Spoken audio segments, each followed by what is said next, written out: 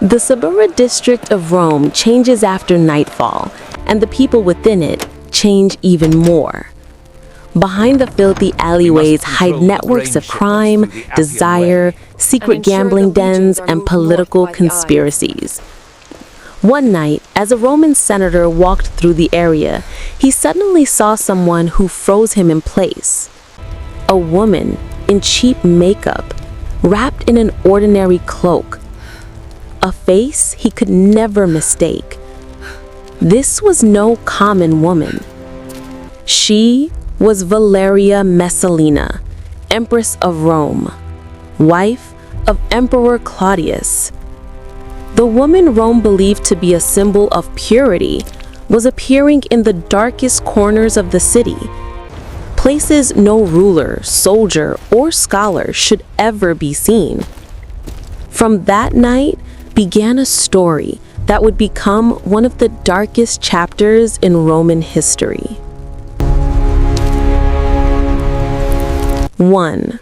A royal mask concealing a growing darkness. 38 CE. A grand imperial wedding dazzled Rome. The 15-year-old Messalina married Emperor Claudius. Rome believed that they had gained the perfect empress from an ancient patrician lineage, trained in political etiquette since childhood, and destined to become the mother of future emperors. Claudius, 13 years older and physically fragile, considered himself fortunate. Outwardly, Messalina embodied the traditional Roman ideal: pale skin, golden hair, refined aristocratic grace. She bore children, stood at Claudius's side during ceremonies, and shaped herself into the perfect Roman matron. But within the palace walls, something strange began to grow quietly inside her, a change that soon turned into addiction. 2. Forbidden games of the night. In her very first year as Empress, Messalina began disappearing late at night. She dismissed her guards, slipped past her attendants, and vanished into the shadows. At first, her maids assumed she merely wished to escape the rigid discipline of palace life. But soon they realized this was no casual walk. Messalina was studying something: the lives of Suburra's night women, their clothing, speech, mannerisms, the hours when different types of clients arrived. She memorized everything. It was research, as though she were preparing for battle. During the winter festival of Saturnalia in 40 CE, her strange fascination first emerged publicly. Saturnalia temporarily reversed Rome's social order. Roles loosened, norms blurred. With Claudius busy with religious duties, Messalina slipped into Suburra in disguise. There, she crossed the boundary between curiosity and compulsion. That night, when she first entered a common establishment, something inside her shifted forever. She realized that hiding her true identity, moving among ordinary people, gave her a thrilling feeling of power, a freedom intoxicating enough to become addiction. That addiction would one day bring an empire to the edge of collapse. 3. A dangerous competition of endurance. Rumors of her nighttime wanderings began to whisper through Rome. But instead of stopping, she escalated. Within months, she arranged a perilous contest between herself and Rome's renowned courtesan, Sylla, an endurance competition that shocked every noble present. In 41 CE, before senators, commanders, and aristocrats, Messalina competed the entire night. Sylla eventually collapsed from exhaustion. I cannot believe Sylla fell. But Messalina pushed herself past every limit, driven by a feverish desire to prove something, not to others, but to herself. Most spectators stared in stunned disbelief. It wasn't merely moral collapse. It was the unveiling of a hunger for dominance. For Messalina, these forbidden experiences were power, a secret identity that gave her a sense of control greater than any throne. 4. A shadow empire built with aristocratic women. In 42 CE, she abandoned secrecy altogether. She made her boldest move yet, one Rome had never imagined.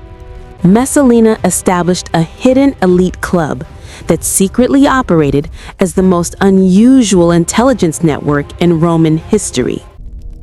Prominent noblewomen were forced to participate, some trapped by tax fraud accusations, others cornered by political threats or family debts.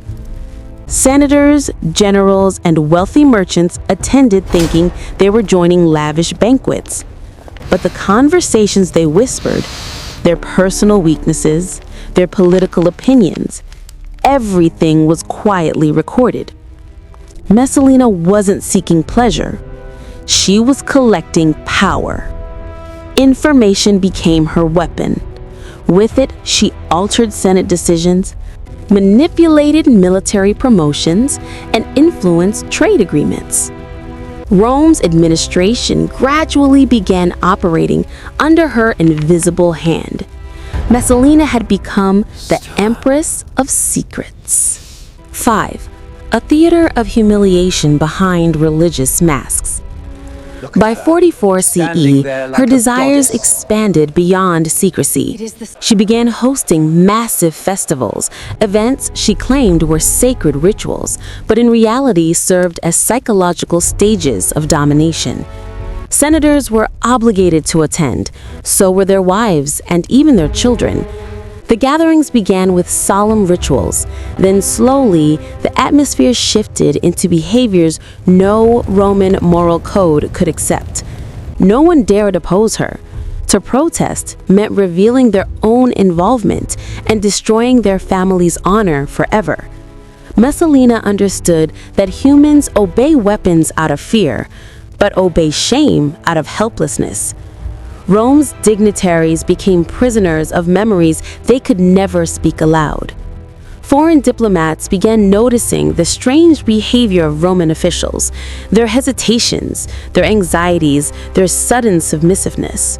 Rome's political class had been shattered psychologically, for they all knew that Messalina could ruin them with a whisper from their past. 6. The final madness, a rebel marriage.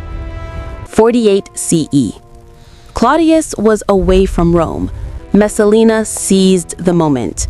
In an act unprecedented in Roman history, she married the young senator Gaius Silius in a full, legally recognized Roman ceremony, complete with witnesses, rituals, and contracts. It was outright rebellion, a claim to the throne.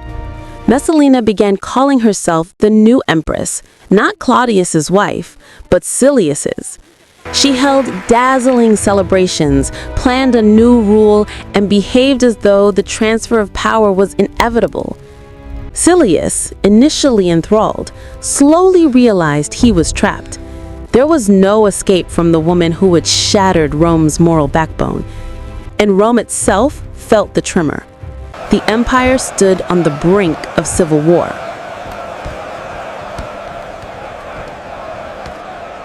7. The fall. The Empress's final night. Claudius finally learned the truth. Not rumors, not speculation. The official documents, witnesses, and ceremonies were undeniable. His wife had married another man and prepared to replace him. He returned to Rome with loyal troops. Messalina, still immersed in her celebration, was dragged into custody. Her face carried a shifting storm, confusion, arrogance, fear. For the first time, she realized that shame could no longer bind anyone's tongue. Rome's survival outweighed her shadow empire. Her execution was swift and silent. Soon after, Claudius erased her completely through damnatio memoriae. Her statues were shattered, her name erased from inscriptions, and her memory banished from Roman history. The woman who once used disgrace as her greatest weapon was herself swallowed by the darkness of official oblivion.